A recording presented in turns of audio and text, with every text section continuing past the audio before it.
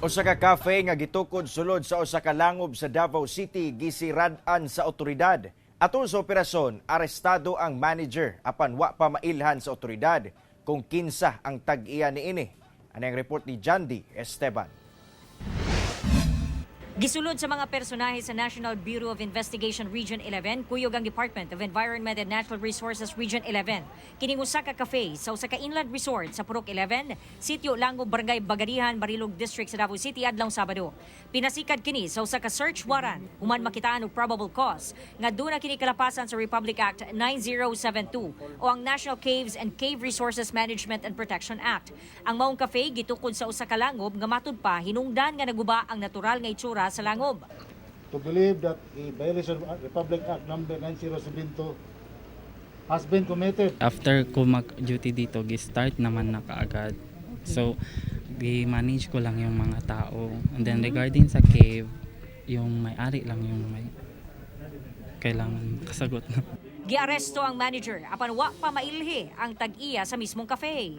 So aside from the manager, we'll be identifying the owner and kung sino man siya, we'll also be filing a case against him or her. Sa entrada pa lang, nakita na sa DNR nga nahilabtan ug naguba na ang pipila ka bahin sa maong langob sama na lang sa pag-abuno og yuta ug pagsemento sa ubos nga bahin niini. Gihimuan pa og hagdanan. Una nang nag-viral sa social media ang maong cafe, hinungdan nga paspas kining nakaabot sa DNR. Dihang giulan kini og batikos, human makita nga gipamutangan ang langob ug lingkuranan, lamesa, suga ug uban pang gamit.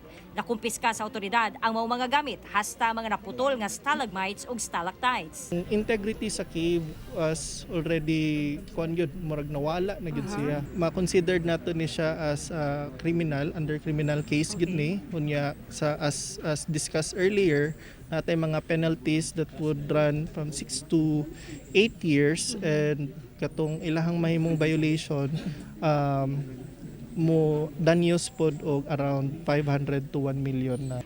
Sumala sa Mines and Geosciences Bureau Region 11, ana-ana sa 2.5 million years old ang maong langob.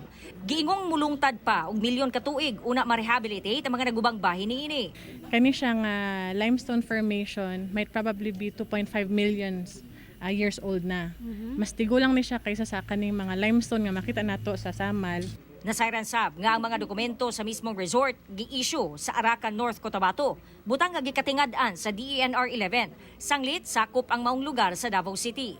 Ginalantaw sab ang kalapasan ini sa Indigenous Peoples' Rights Act o IPRA law. Gumikan ang gitukuran sa maong cafe ana sa ancestral domain sa tribong Matigsalog. It would be best na mapangutana gyud nato ang local government of Arakan o unsa ba ang basis nila sa pag-issue sa mga permits na i-provide nila. Base man gud sa IPRA, Indigenous Peoples' Rights Act, tanan undertaking programs, projects, activities na implement within domain, mag-undergo yun na siya consultation. So, kani siya, super, gibalidi, gi-verify na mo ang record sa tribo.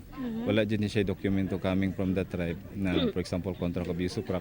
Kauban, si Bebot Kahes sa kamera. Ako si Jandy Esteban para sa One Mindanao.